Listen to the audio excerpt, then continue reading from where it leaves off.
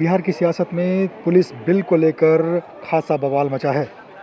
विधानसभा और सदन में हंगामे के बाद अब ये सवाल खड़े हो रहे हैं कि आखिर पुलिस बिल की किन बातों को लेकर विपक्ष को आपत्ति है।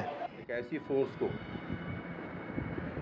जिसकी डायरेक्ट पब्लिक से कभी कोई इंटरेक्शन नहीं था, वो हमेशा स्पेशल मौक़ों पर पुलिस को असिस्ट करने के लिए फोर्स की जाती थी और हमेशा किसी न किसी मजिस्ट्रेट के मातहती वो काम करती थी। अचानक आप उसको इंडस्ट्रियल फोर्स का नाम देकर आप उसको इस कदर एम्पावर्ड कर रहे हैं, वो जिसको चाहे जब चाहे महज शक की बुनियाद पर अरेस्ट कर सकती है और कोर्ट भी इंटरवीन नहीं कर सकता है, तलाशी ले सकती है। ये तो पुलिस राज की तरफ बढ़ता हुआ पहला कदम है। सरकार गलत बयानी से काम ले रही है।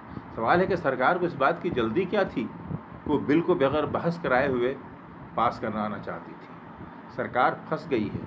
सरकार का चेहरा काला हो चुका है। पूरे देश में सरकार की थू-थू में हो रही है। सवाल इस बात को लेकर भी उठ रहे हैं कि आखिर जो कुछ विधानसभा में हुआ, जो कुछ 23 मार्च को विधानसभा में विपक्ष और सत्ता पक्ष के बीच हुआ, क्या वो पहले से ही प्लान्ड था? जैसे कि हमारे विधायकों ने पहले मारपीट की हो, उसके बाद इन्होंने पुलिस बुलाई हो, ऐसा कुछ नहीं हुआ है। सही बात और सही सीक्वेंस ये है कि हमारे नेता प्रतिपक्ष श्री तेजस्वी यादव शुरू से डिमांड कर रहे थे बड़ी विनम्रता के साथ कि बोलने का मौका दिया जाए, इस बिल पर बहस कराई जाए पहले, और बार बार स्पीकर उनको रोक रहे थे। ये बार बार उनसे रिक्वेस्ट कर रहे थे कि आखिर सरकार को बिल पास कराने की जल्दी क्या है। हम इस बिल को बहुत सीरियसली ले रहे हैं, हमारी आपत्तियां हैं इसके ऊपर, हम इसको काला कानून समझ रहे हैं, आप हमें बोलने का मौका दीजिए।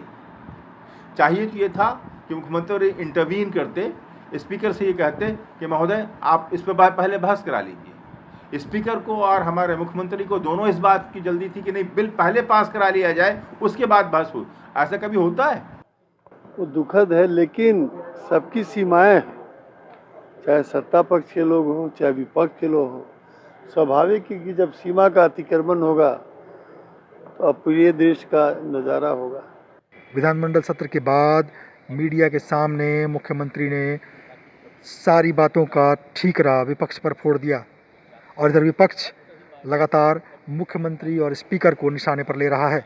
सुबह सुबह माल्यार्पण कर रहे हैं मुख्यमंत्री लोहिया जी, और वही सदन के अंदर उनकी सारी विचारधारा को तार-तार करने का काम किया है। जिस प्रकार से डिस्टर्ब कर रहे थे लोग, कैसा दृश्य उपस्थित कर रहे थे, तो उन्होंने बुलाया ताकि सबको एक अपना जिसको निकलना है निकले। अब जिस तरह से भी किया गया वो तो वही किया गया जो करने के बिना कोई उपाय नहीं था, कोई चारा नहीं था। तो ये सारी बात कही गई है, इसलिए वो क्या बोलते हैं ये तो वो न बताएं, उनको भी तो बताएं कि जिस तरह का व्यवहार सदन के अंदर किया ये आज तक कभी नहीं किया गया, ये वो क्या कह रहे हैं।